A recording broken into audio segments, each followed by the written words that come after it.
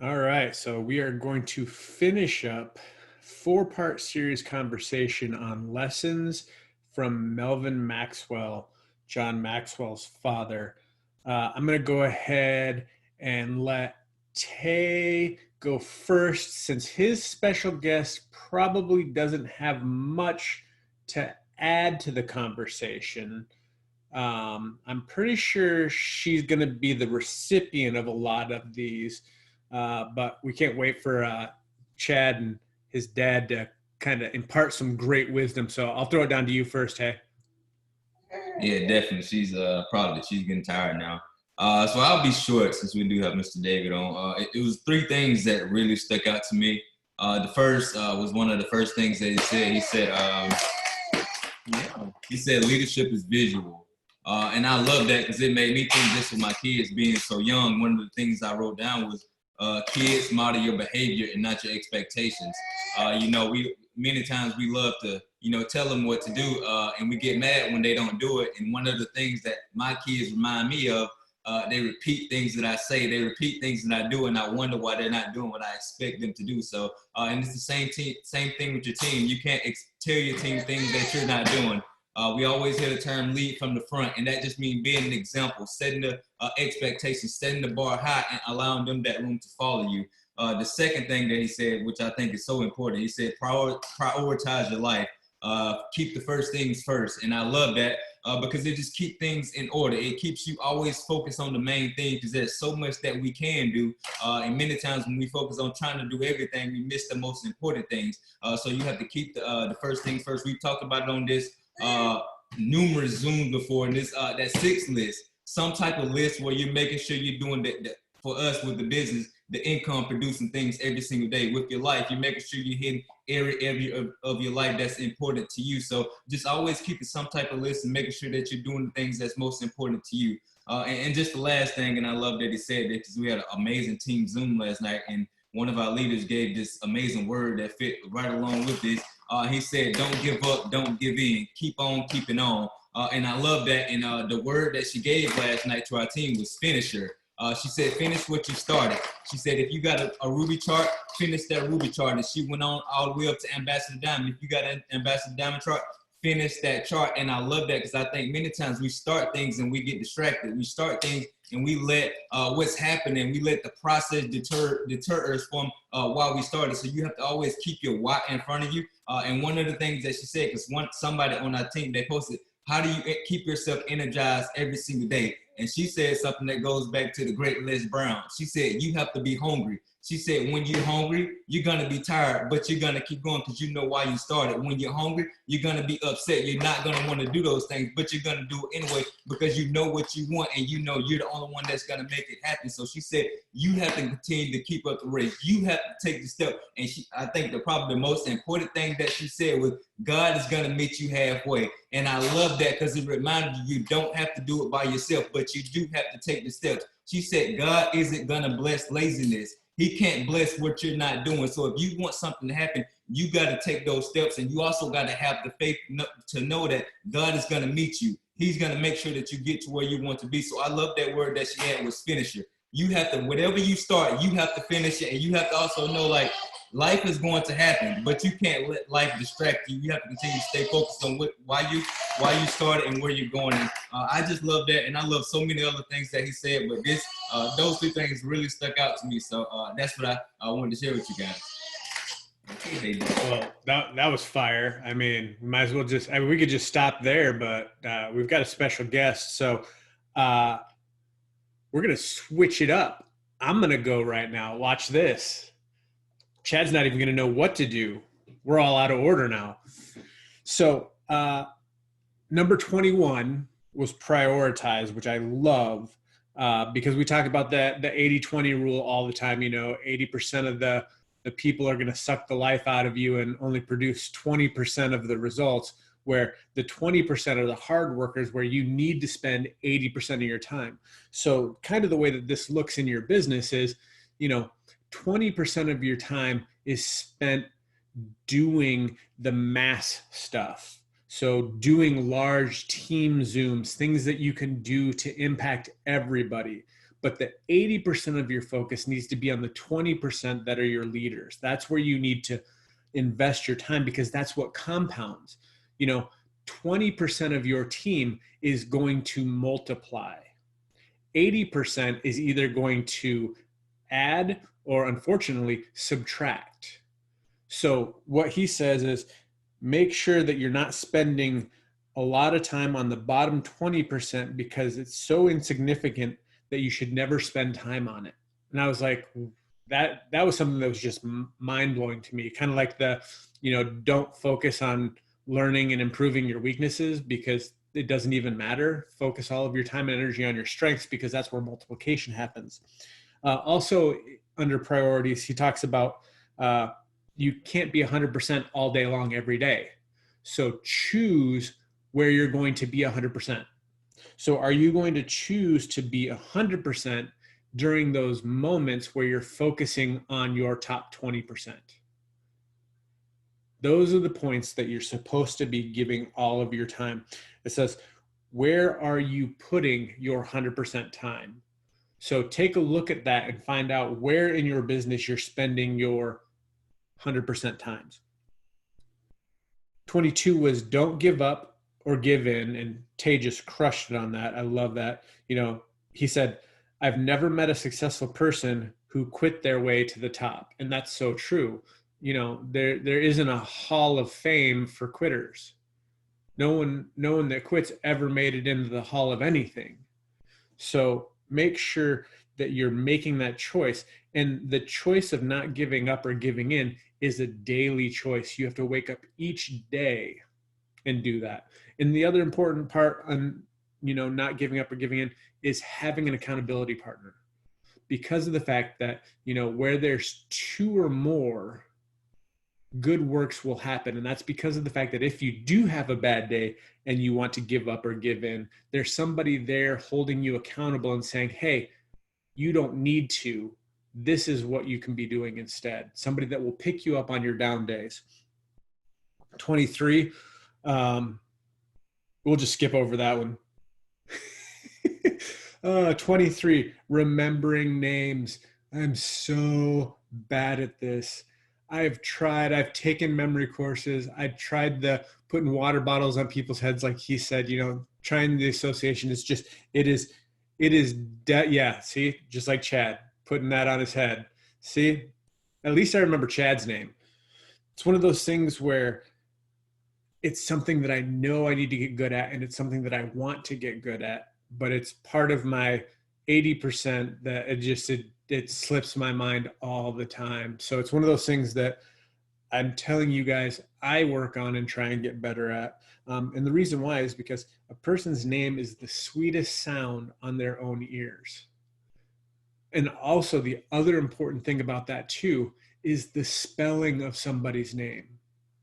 When you are communicating with somebody, whether it's through text or email, or you're commenting on their page, something to that matter, make sure before you hit that send button, you double check the spelling of their name, because that's just as important to them visually as the sound of their name is to their ears. So remembering names is super, super important. It connects you with people. Do your best always. 24 could have been number one, and then you could have just stopped there, because that encompasses pretty much everything else. Don't shortchange yourself. Excellence brings glory to God. That's just the standalone statement right there. And it says, do you want to wing it or work for it? Is that what you're doing right now? Are you winging it? Are you just kind of throwing up there and seeing what happens? Or are you being intentional and developing and moving forward? And that's the thing that I'm so proud of everybody that's on here, is you're here developing and putting things forward so that you can grow. 25, grow and better yourself. Again, another reason why you're here is because you want to grow. You grow into possibilities and opportunities. So if you're not growing, your possibilities and your opportunities are limited. 26, I had to check this one with Tay because I had to get up and go start a Zoom for staff. be enthusiastic. This one's super easy for me. Guys, people follow excited people. If you have two different people, one that posts, "Hi, I'm in a business. You should join my team because it's fun," versus the other person's post, "Guys, you need to join my team. It's super exciting. We're doing amazing things. We're having lots of fun. We are changing lives. You definitely need to be a part of my team." Which one do you want to be a part of? The one that's enthusiastic, the one that's having fun, not the one that's just plain old, boring, monotone. So guys, make sure that when you're talking, be enthusiastic, but also be enthusiastic about your life. Again, it comes down to you were made for a reason and a purpose. That should excite you, that there's only one of you and there's no one else out there like you. And then number 27, express gratitude to God and to others. And this is the point where I say, I'm so grateful for Tay. I'm so grateful for Chad. And I'm actually super grateful for Chad's dad, Dave. He is amazing. And I can't wait for him to drop some knowledge. I'm so excited that he was on here. So guys, thank you for being a part of this. And I'll go ahead and jump off here now and relinquish it to Chad and see what kind of amazing things they have to share with us. Awesome. Well, thanks, Joel. Now I get to see what it feels like to be you, because every other week, Tay talks and I talk, and we leave you with like 1% of what's left. Only today, I think you left like 1/4% of what's left. Take what you get. We know how it feels to be you now. So, I do have my dad here, and it's just kind of fitting that the last day of talking about John Maxwell's dad, Melvin. And I actually challenged him a couple weeks ago or a week ago or whatever to start thinking about his list. And I said he couldn't copy Melvin's. He's got to come up with his own things. So, Dad, I'm just going to ask you right now, what from today, like maybe what was the one thing that really stuck out to you other than the dogs? The dogs, we got dogs here that keep oh, the one, well, I see Tay and his little one there, and it's like, I can remember now 47 years ago, and just like yesterday, right? I didn't have Melvin as my father, so I guess I had to learn some lessons in a different way. But the biggest one I've got right now is always put God first in your life. Everything. I don't care what it is. When you wake up in the morning, put him first. Put him first in your finances, put him first in your relationships, and that's an important thing. Would you get out of here, dog? Is with Tay, your kids watch you, and this is very important because they watch you. They do want to hear you, and they want to hear you say positive things, but more than that, when they're hearing you, they watch you and they see your actions and what you do. And if they see you doing one thing and Dad's saying, don't do this, but I'm doing it, well, that don't work. And kids and relationships, I guess relationships overall. That's the most important thing in life, is that you go out and you make new relationships. And like Joel was saying, be energetic. Enjoy life. This is the only day I'm going to live this day. I'm going to be here and I'm going to enjoy life. I'm going to enjoy my son, I'm going to enjoy my grandkids. I get up and enjoy my wife every day.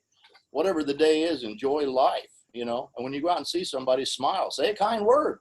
How you doing today? Anything I can do to help you? Just enjoy it. And a lot of people look at you and go, wow, man, that made me happy. That made my whole day. And Melvin Maxwell lived to be 98. Now, my mom was 96 when she passed away. And my mom told me, and she said, I said, you getting old, Mom? She said, nope, you don't start to get old till you hit 100. So when you see people, I know a lot of people are in their 80s, oh man, I'm too old for that. I said, no, you're not. And they said, where do you get that from? And I said, my mother was 96, and she said, you don't even start to get old till you hit 100. So why look at it that way? I'm basically in the prime of my life right now. I'm 66 and I'm ready to go. I'm ready to follow this guy right here. And my grandkids, any place they go, I'm going to go with them. I'm going to be right there. I'm going to support them and love them and carry on. And when he gave me these 29 things, well, I'm going to have to copy some of them, because probably 20 some of mine are going to come from the Bible, about what God says to do in his word, and about faith. Faith comes from the Bible. And grace, grace, my acronym for grace is God's riches at Christ's expense. Now, you got to show grace, and it was given freely. So, Give it away. Give it away and give it freely. Show grace. Love people. And I'm going to pass it back over because I don't want to take all of his time. But I appreciate being on here and love seeing you guys. And I watch you about every week. So keep up the good work. Man, I love that grace. If you guys didn't catch that, God's riches at Christ's expense. That's one right there. I just took. Keep it forever. There's one. He's got one. So, I'll go over a couple of these and you guys you guys touched on some of these already, but one thing I love that he said was only one life and it will soon be past. Only what's done for God will last. It's something about this idea of living for things that are eternal. Might not really benefit us right now. It's kind of like the guy who plants the tree that knows it won't actually provide any shade until long after he's gone. A lot of people say, well, why would I plant that tree? I'm not going to benefit from it. Well, your kids and your kids' kids and people in the future can benefit from what we do today. And it's just a better way of living. He said, don't give up and don't give in. Never known a successful person who quit their way to the top. And I think of I think of in America, just one thing pops in my head is 50% divorce. And although some people have a legit reason to get divorced, I think of all these irreconcilable differences, these marriages that were ruined that didn't have to be. And part of, and I'll just kind of give you an example is growing up, there were times when I saw my mom and dad going through struggles and some couples would have thrown in the towel. And I think a big part that I never threw in the towel was watching that they never threw in the towel. Dree and I have gone through, especially the first 5 years. I think we've been married for about 17 years now, but the first 5 years, there were some really tough times. And if I would have thrown in the towel, then that might have been no number 2 child, no number 3 child. And so that's just certain things in life. I think you just have to draw the line. You have to really, commitment. I love the word commitment because it's doing what you said you would do long after the feeling you said it in has left you. Obviously, every time anyone gets married, till death do us part, we say all the words, right? Better, worse, sick. And I think they have us say those reasons to let us know some of that's going to actually happen. It's going to be better and it's going to be worse, right? But I think the commitment, there's just a certain percentage of people in the world, a small percentage you can trust them at their word. You can trust they're going to do what they say. And in this business especially, you can't be a flaky person.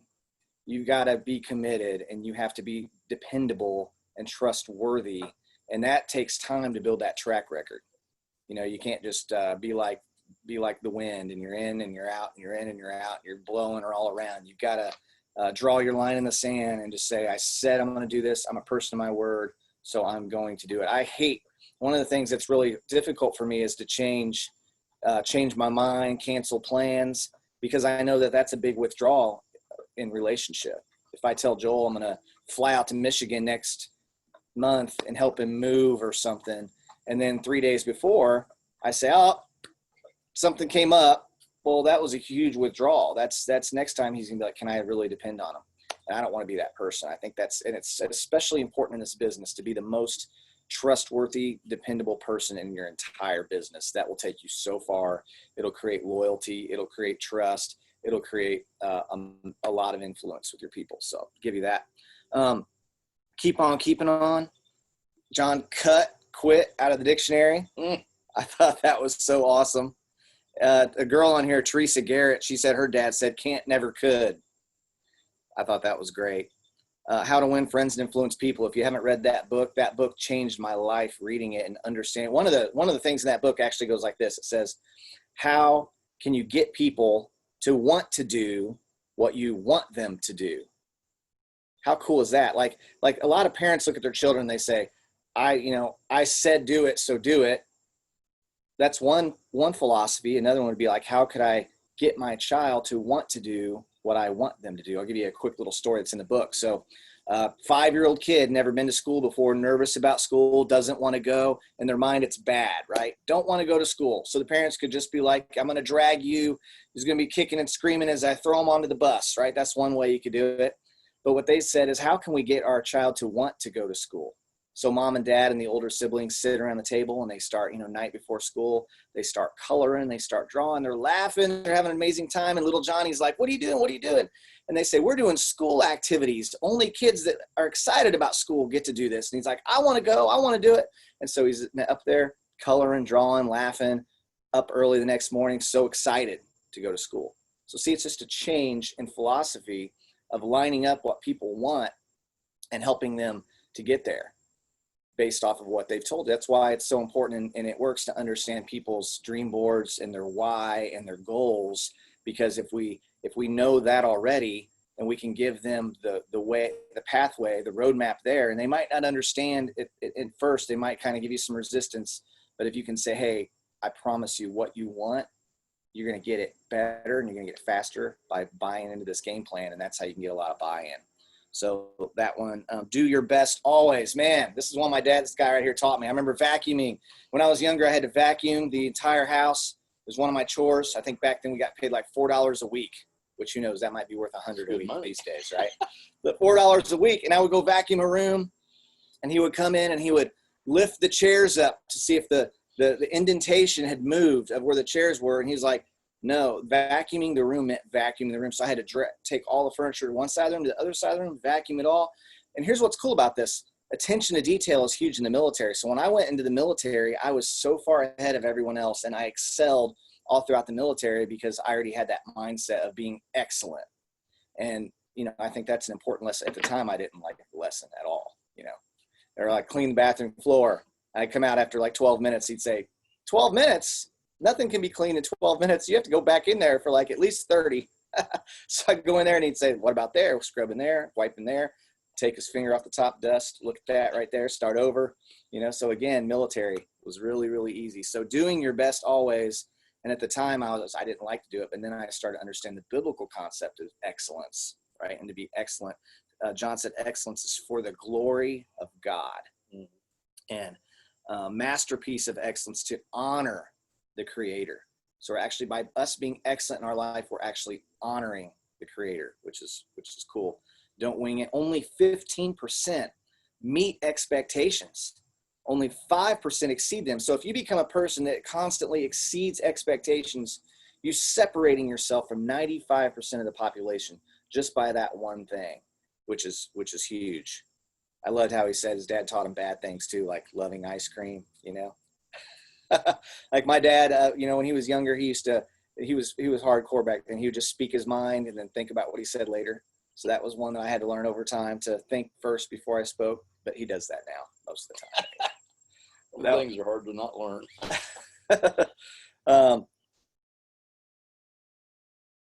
Express gratitude to God and to others. I love that one. And the last one I'll say is, don't give up, don't give in, keep on. Listen to what Tay said. I'm just going to repeat it. Don't give up, don't give in, keep on keeping on. Be a finisher. What did you set out to do? What did you say you were going to do that you haven't done yet? Man, did your kids hear you say what you're going to do? If your kids heard you say what you're going to do, you better do it. You better be careful what you let your kids hear you say you're going to do. Because when my kids hear me say I'm going to do something, I am committed. I'm going to do it, because I don't want to be the dad that's just willy-nilly, wishy-washy, right? So, man, love today. Just great that I get to spend some time with my dad today. We're going to be hanging out, running around, doing some stuff, I'm sure, talking about some of these lessons.